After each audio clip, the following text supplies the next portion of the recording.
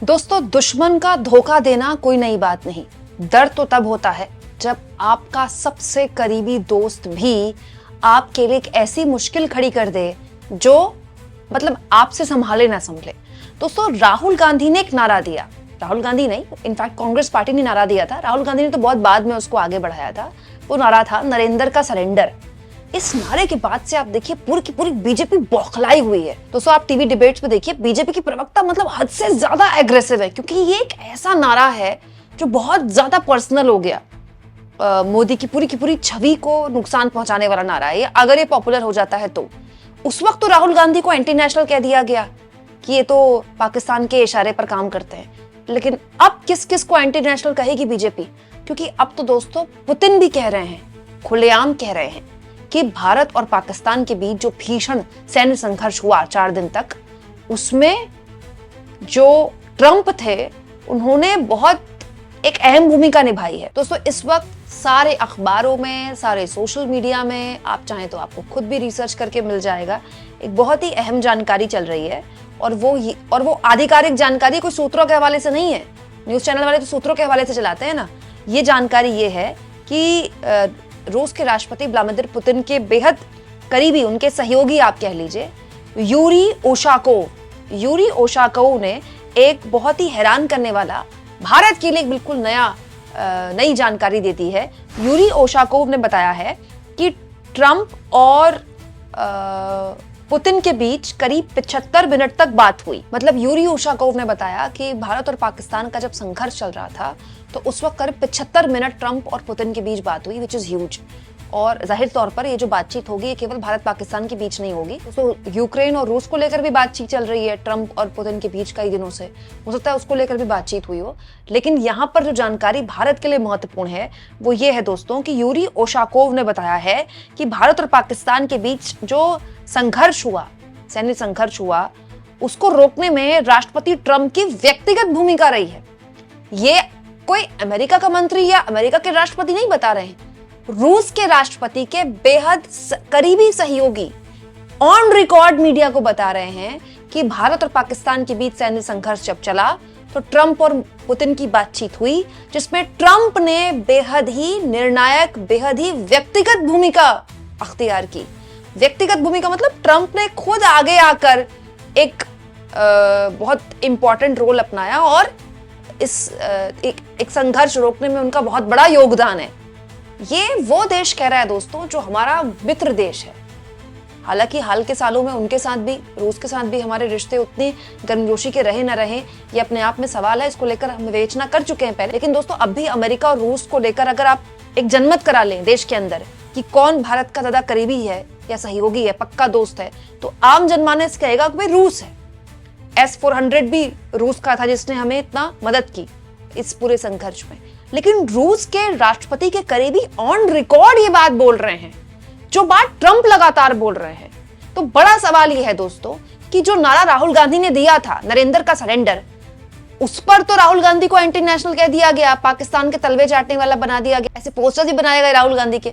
लेकिन अब पुतिन के लिए क्या कहेंगे मोदी? क्योंकि पुतिन के सहयोगी बोल रहे हैं कि ट्रंप की बहुत निर्णायक भूमिका थी। और ट्रंप के लिए तो खैर अब क्या ही कहें दोस्तों, ऐसा तो कोई दिन नहीं जाता जब ट्रंप अपने देश में ये नहीं बताते कि उन्होंने कितना महान काम किया है भारत और पाकिस्तान के बीच युद्ध रोक के। अभी उनका एक फिर बयान आ गया है, कल फिर उन्होंने बयान दिया है। उन्होंने बताया है, 11वीं बार उनका ये बयान है, अब तो लोगों ने खैर गिनना भी छोड़ दिया, 11वीं बार उनका ये बयान है। ऑन रिकॉर्ड उन्होंने बोला है कि भारत और पाकिस्तान के बीच उन्होंने जो सैन्य संघर्ष था उस पर बहुत इंटरेस्ट लेकर वो रुकवाया। और वो फिर कह रहे हैं कि हमने ट्रेड का हवाला दिया, हमने व्यापार का हवाला दिया, और हमने ये कहा कि हम आपके साथ व्यापार नहीं करेंगे अगर आप युद्ध नहीं रोकते तो। और उसके बाद जो उन्होंने कहा वो तो और चिंताजनक है। वो ये कहते हैं कि वो तारीफ कर रहे हैं कि दोनों देशों की जो लीडरशिप है बहुत अच्छी है। वो भारत के प्रधानमंत्री की तारीफ करते हैं कि भारत के पीएम जो है वो बहुत अच्छी लीडरशिप है, मैं उनको धन्यवाद कहता हूं। और मैं पाकिस्तान की लीडरशिप को भी बहुत धन्यवाद कहता हूं, पाकिस्तान की लीडरशिप भी बहुत स्ट्रांग है, ये बोला है ट्रंप ने। और उन्होंने ये भी बोला है, जब मैं ये बात बोलता हूं तो बहुत लोगों को बुरा लगता है, ये ट्रंप ने बोला है कल, लेकिन ये सच है। पाकिस्तान की लीडरशिप को, पाकिस्तान के प्रधानमंत्री को और भारत के प्रधानमंत्री की बराबरी कर दी उन्होंने फिर से, और दोहराया कि मेरी ये बात बोलना बहुत लोगों को बुरा लगता है लेकिन मैं बोलूंगा, ये बात केवल वो नहीं बोल रहे हैं, उनके मंत्री हॉवर्ड लुटनिक ने बकायदा ऑन रिकॉर्ड वहां की अदालत में लिखित में दिया है कि भारत और पाकिस्तान का सैन्य संघर्ष रोकने में व्यापार को हथियार बनाकर पाकिस्तान ने सैन्य संघर्ष रुकवाया।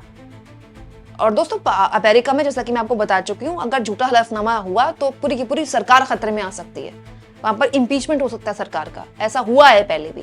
तो वहां की सरकार इस तरह का खतरा कभी मोल नहीं लेती है। सवाल ये दोस्तों कि विदेश मंत्री एस जयशंकर ने तो ये बोला था कि केवल अमेरिका ही नहीं, बहुत से और देश भी इन्वॉल्व थे, बातचीत चल रही थी। बात भी सही है दोस्तों, बातचीत चल रही थी। सऊदी अरब भी दोनों देशों के बीच मध्यस्थता कराने की कोशिश कर रहा था, बातचीत कराने की कोशिश कर रहा था।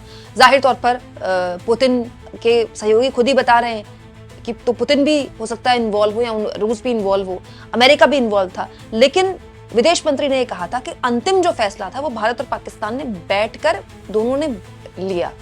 लेकिन पहले ट्रंप और अब पुतिन के सहयोगी बता रहे हैं कि इस फैसले में, सीज फायर में, सबसे निर्णायक भूमिका जिसकी थी वो ट्रंप की थी। अब सोचिए दोस्तों, ये सब कुछ हमको विदेश से पता चल रहा है, कितना दुखद है इस देश के लिए, भारत जैसे महान देश के लिए, जिसने आज तक कभी किसी का पिछलग्गू नहीं बना। जब देश के पास खाने को नहीं था तब भी इस देश ने तय किया नेहरू के जमाने में कि हम ना अमेरिका के साथ जाएंगे ना हम रूस के साथ जाएंगे, हम तटस्थ से रहेंगे।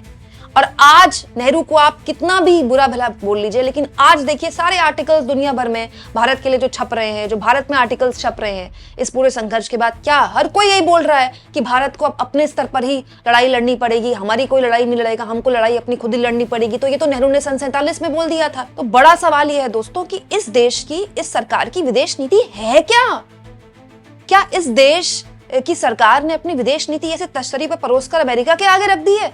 अब तो इस सरकार को जवाब देना पड़ेगा ना दोस्तों, क्योंकि अब ट्रंप को लेकर तो बहुत सारे बीजेपी के सपोर्टर ये बोल देते हैं ट्रंप तो झूठ बोलते हैं, ट्रंप के तो इतने झूठ पकड़े गए, ट्रंप के तो उतने झूठ पकड़े गए। गोदी मीडिया में यही चल रहा है ना कि ट्रंप तो कुछ भी बोल देते हैं।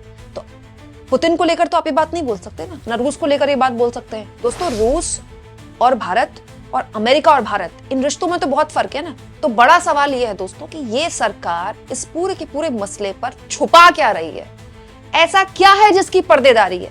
पहले ट्रंप से हमको पता चला कि सीज फायर हो गया, फिर ट्रंप से हमको पता चला कि व्यापार को हथियार बनाकर सीज फायर करवाया गया, अब हमको रूस से पता चल रहा है कि ट्रंप की बड़ी निर्णायक भूमिका थी। तो दोस्तों, इस देश के लोगों ने ना बीजेपी को चुना है सत्ता के लिए और मोदी जी को पीएम के तौर पर चुना है। तो दोस्तों, मोदी जी को पता होना चाहिए कि इस देश के प्रधानमंत्री मोदी हैं, वो खुद हैं।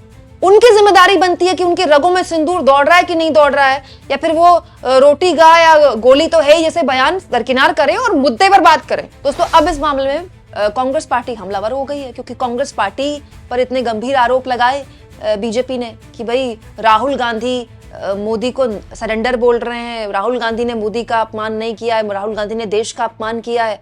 तो बड़ा सवाल यह है कि अब बीजेपी जवाब दे। इसको लेकर जयराम रमेश ने भी ट्वीट कर दिया है और कह दिया है कि क्या प्रधानमंत्री इस पर कोई स्पष्टीकरण देंगे। बड़ा सवाल यह है दोस्तों कि मोदी जी तो रोज बोल रहे हैं, हर दिन उनकी कोई ना कोई कार्यक्रम होता है, रैली होती है, कोई रोड शो होता है, बोलने के लिए तो मोदी के पास कभी कोई कमी नहीं है। लेकिन अब तक इस पूरे के पूरे मसले पर देश की सरकार की तरफ से पुख्ता तौर पर ऐसा कुछ नहीं बताया गया देश को जिसपे हम ये भरोसा कर लें, या फिर उसके बाद कोई नया नैरेटिव ना आ जाए।